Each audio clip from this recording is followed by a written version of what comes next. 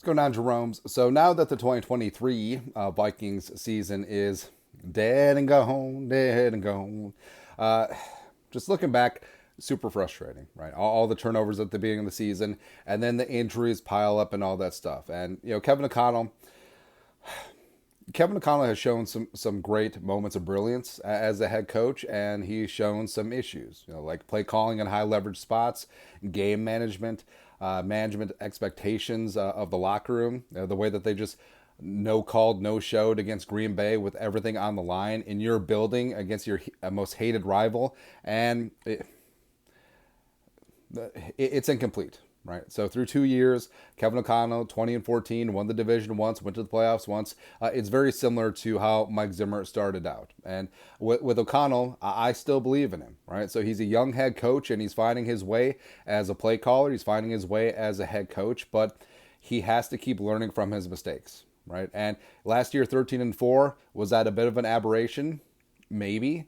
But also, I think what happens is that the Vikings, who had been losing close games in 2020, 2021 under Zimmer, started winning those close games in 2022. And then this year, you can chalk it up to injuries. It sort of is what it is. But I do love the culture that Kwesi and Kevin O'Connell have built up. It's different.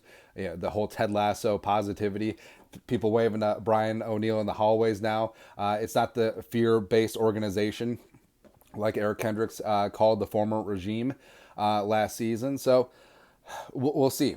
We'll see. Now, I understand the frustration right now. Plus, Harbaugh winning the national title, him coming to the NFL. Who's got it better than us? Nobody. And should the Vikings have gone with Harbaugh 2 years ago? Who knows?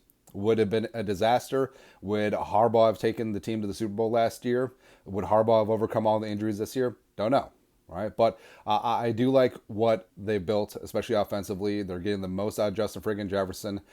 Kirk Cousins had the best 2 seasons of his career with Kevin O'Connell, so there is a lot to like, and there is a lot of talent there. But year three, I mean, that's when you got to make the jump. So we've given Kwesi and Kevin O'Connell a lot of leeway. Over the last 2 years, the competitive rebuild has been relatively competitive, and the rebuild has been there as the Vikings have parted ways with veterans with bloated contracts like Thielen and Kendricks and Patrick Peterson, as well as Dalvin Cook. And I mean, TBD what happens this offseason with Harrison Smith, maybe even Danielle Hunter, maybe even Kirk Cousins, but there's some decisions to be made there. But we got to see more.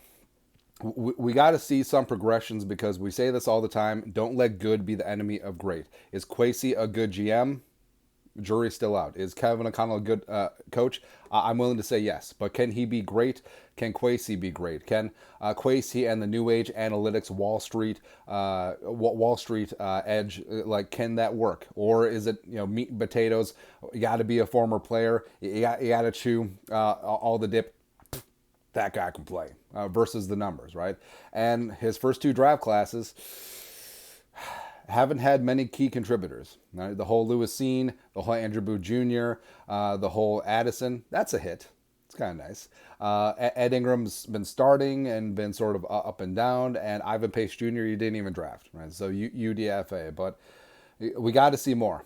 And with Kwesi, some of the free agent signings, the Marcus Davenport one was the Exxon Valdez of free agent signings, although that might be dating myself. Actually, that reference is before me, so I don't even know why I'm bringing that up. But also, I mean, Byron Murphy Jr., he was great when he was healthy, but there's a reason why there's injury clauses and provisions in his contract. And you saw, I mean, Murphy was good, but had a bit of an up and down season. But you saw after Murphy went down with that MCL injury, how the defense just collapsed the last 3 games. But again, I know that some fans just want to move on from Kwesi and move on from Kevin O'Connell, start brand new, but you knew that this was going to take time. And maybe the 13-4 season, it was a ton of fun. It was an absolutely ton of fun, but did it warp expectations? Potentially. But could you write this year off due to injuries? It felt like they were finding a groove in the middle of the season after the 0-3, 1-4 start, which really sucked ass. But towards the end, I mean, the Vikings lost very winnable games because of Kevin O'Connell's decisions. Whether it's game planning, whether it's play calling, whether it's whatever. It's just the Vikings probably should be in the playoffs, but they're not. because even with the injuries, even on QB 2, 3, 4, at a certain point, it's not an excuse for losing close games that you easily could have, should have won them.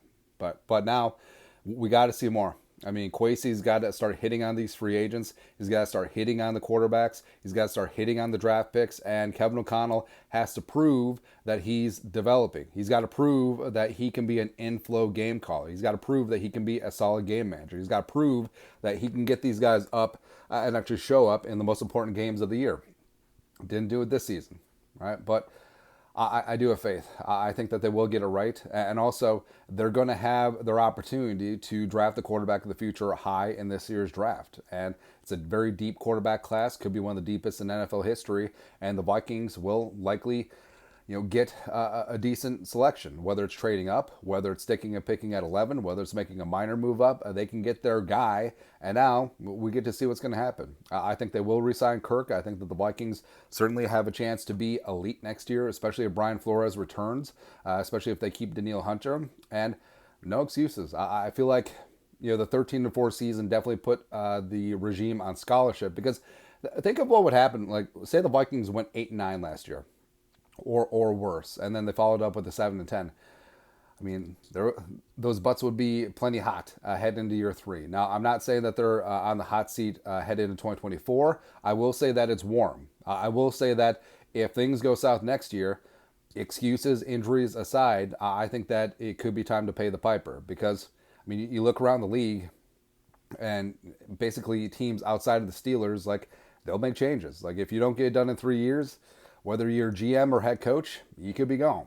Right? And the Vikings, they've generally had patience with their coaches. You look at Spielman here from 06 to 2021. You look at 8 years with Zimmer. And the Wilfs, I mean, they do like stability. But they got to get something done. They got to get the quarterback right, and they got to move forward next season, because the NFC North ain't getting any easier, man. Ain't getting any easier, but you have to whip somebody's ass next season. And the Vikings and Kwesi and Kevin O'Connell, they got to get a lot of things right next year, or could be some changes, man. But that's it. You know what to do. Skull, no production value.